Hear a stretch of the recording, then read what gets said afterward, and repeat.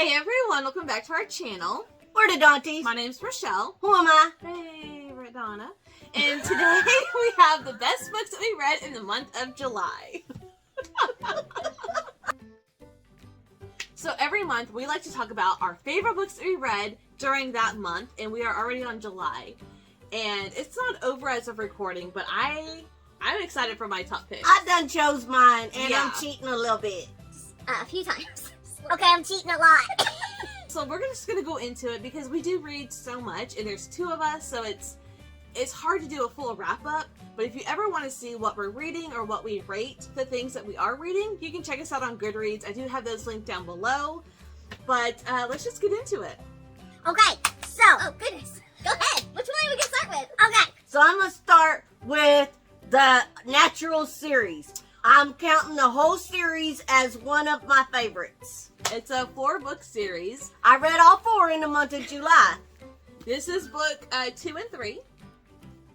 So basically what this is it is Criminal Minds, Yes. only it's like high school kids. Yeah, it's like, it's young adult, and it is by the same author that wrote the Inheritance games. Which I like that one too. Yes. And so I'm excited to read this one. I've only read the first one.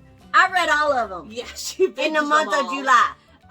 But yeah, this series is following 5 teenagers Yes. who get recruited to the FBI, to the Naturals program. Well, yeah, it kind of happened, but Yeah. you gotta read it to figure out why they're in this program called the Naturals. Yes. You gotta read it to find out. I loved the first one, and I cannot wait to pick up the rest of this series. I only own 1, 2, and 3. I can't find book 1, and I don't own book 4, but they all have like all new covers. These are the original covers that I have. But We I'm own excited. them all on Kindle. We do. But I want to own the physical ones. I really like these covers. I think they're really fun. But yeah, this is a YA, like, mystery thriller series. And yeah, it is definitely comparable to Criminal Minds. Yeah, I liked it. Okay, so the first book I want to talk about is The Twisted Ones by T. Kingfisher. I read that one too. Yes, we both read this one, and It's twisted. it is very twisted. So we're following this girl whose grandmother had passed away, and her dad asks his daughter, our main character, to go and clean out the house and get it ready for sale and just clear it out. Her grandmother was a hoarder. She was not the best person. She was it. She was very terrible. And things start happening.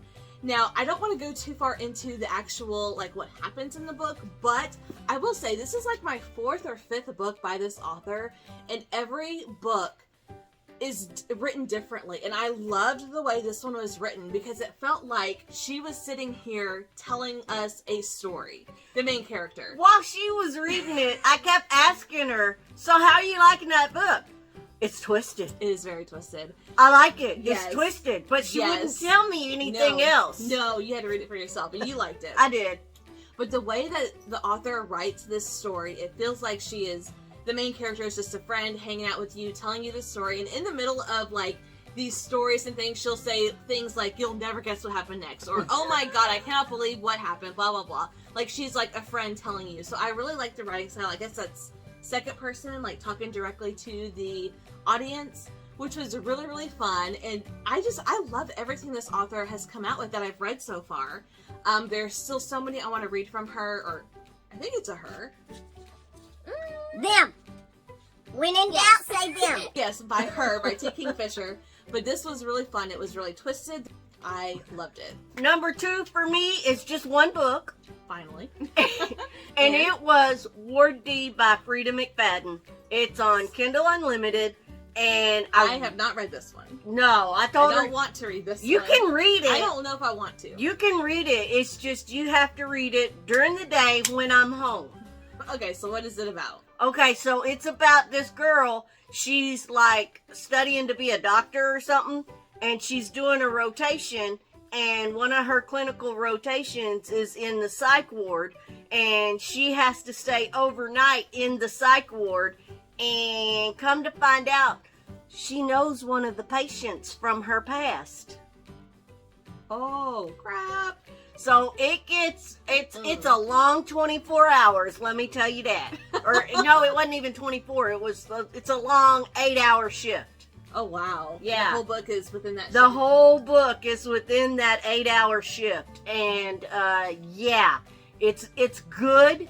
It has some twists and turns that you might not see coming. I mean, it's just spooky thinking about a psych ward in the middle of the night.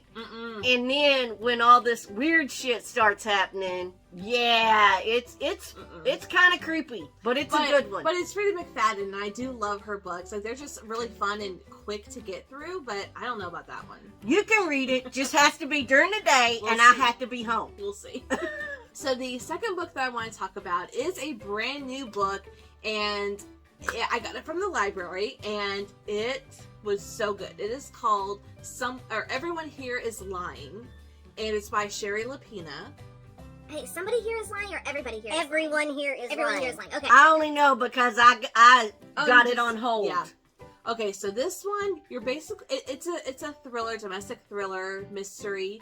So you're basically following a couple of characters, and the premise of the book is this 9-year-old girl comes home early from school.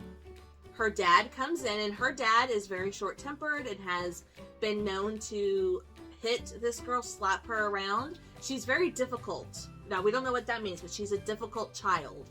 And he comes home, he slaps her harder than he ever has. And the next thing we know, the girl is missing. The dad said that he never saw her that day. So it's trying to figure out what happened to this girl. Why is he lying? There's a bunch of other things. You have some perspectives of some of the people in their lives. You're following the mom, the dad. You get scenes from the daughter. You're following the detective who's working this case and trying to find out, was she taken? Did she leave on her own? Was she kidnapped? Like, we don't know. And this one kept me so glued into this story. It was so fast-paced, but I don't know. It was a really, really good domestic thriller, and I haven't read a really, really good one in such a long time. Really good. It was really, really good, y'all. Really good. Not just good. No. Really, really good. Really, really good. And I was so tempted to buy the book today when we were out shopping, but I decided not to because I don't know if it's going to be a book of the month pick for August. And if it is, I'm getting it because I loved it so much. But I am dying for you to read it. I think you're going to really enjoy it. I think I'm 21st in line on Libby. Okay. So good luck. I'll get it eventually. And the last one, I'm cheating again, y'all. But it's the whole Mind F series. The whole series. 5 books. I read all of them in the month of July. Because I made her. Okay. These books are so good, okay? Oh my god. They are so good. And the end of every book is like a cliffhanger, and you're like, you gotta start the next one immediately. So, what is it about? Tell them what the series is about. Okay, it's about this lady that's a serial killer, and she's systematically going through and killing these people that did something really, really, really bad to her and her whole family. She gets her revenge. Oh my god. Oh Boy, my god. does she ever. But while she's systematically taking out all of these people that did stuff to her from the hometown that she grew up in, she falls in love with this dude, and the dude she falls in love with is an FBI agent that is trying to track her. So it's really cool. It's really cool. They're all on Kindle Unlimited. And 5 books may sound like a lot, but each book is like around 150 pages, and it gets straight to the point. There's no like extra fluffy, like every page is important, is critical to the story. And oh my god, a female serial killer falling in love with the FBI agent who's on her case, trying to find this serial killer, which is her, and he has no idea. It's good. Oh, it's really good. So I read them. I highly encouraged her to read them. She finally did. Loved them. Yeah. And my mom is actually staying here with us tonight, and she literally just finished the 5th book. And she has a book hangover right now. She's like, I can't do anything. She goes, I just want to reread the whole series again. It is so good. And now it is gruesome. There are some pretty grotesque scenes, but Eh. they go quick because they're all short books. Is a good one.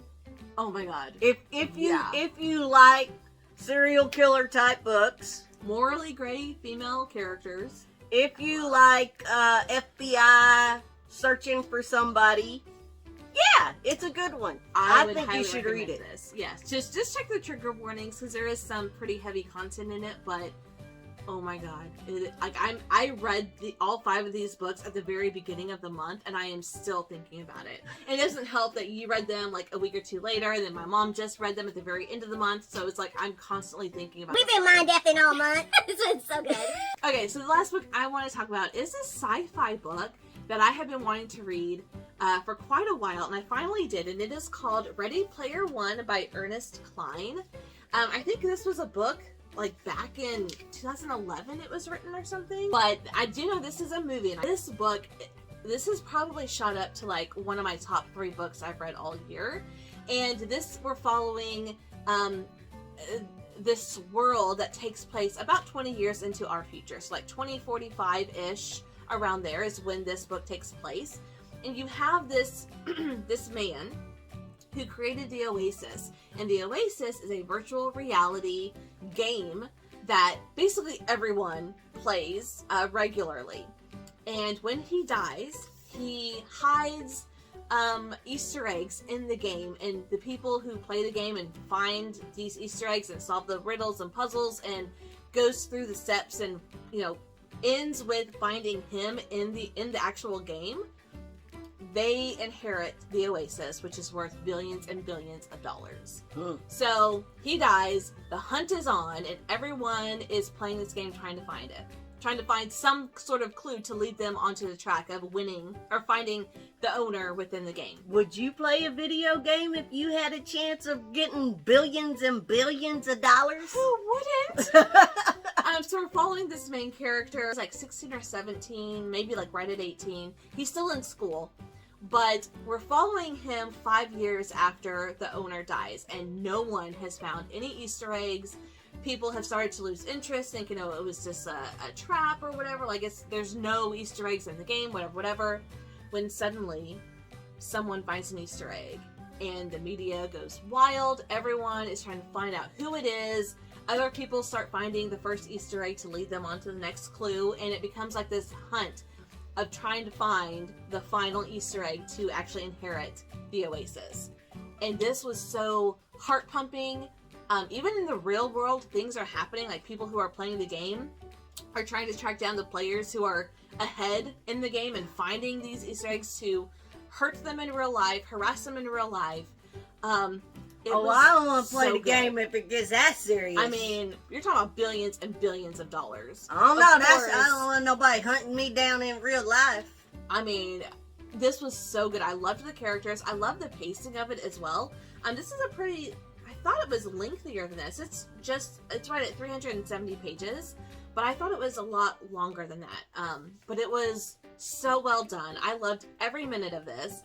And I could totally see this happening. This kind of reminded me, like, when 2020 happened and COVID happened, Animal Crossing just got released and everybody was playing Animal Crossing. Even if people who have never played games before got into Animal Crossing. And it just reminds me of that, like, where everyone knows about it and or plays it regularly. And in this world, 20 years into our future, you have this virtual reality. Like, you can go to school in this virtual world instead of in real life. Like, it is really, really cool. I loved it. I cannot wait to watch the movie. But this is, like, one of my top favorites of the year. And it's sci-fi. Like, I'm telling you, sci-fi, every time I read a sci-fi, like, I'm, like, hesitant, but I always end up loving it. Like, I think I like sci-fi more than I actually think I do. I don't know. I loved it so much. There's a lot of things you like more than you think you do. I know. You know what? It's fine. So here's a look at all of the books that we've read that we absolutely loved in the month of July and that we are recommending to you. So please leave a comment down below. Let us know if you have read any of these or if any of these sound interesting to you. And if you have any recommendations very similar to any of these books, let us know. Because we're always looking for really fun books to read that we think we would enjoy. Anything thriller, horror, suspense, send it my way. I want to read it. I read a little bit of everything, so it's whatever. But that's going to do it for us today. Thank you guys so much for watching, and we'll see you in our next video. Bye.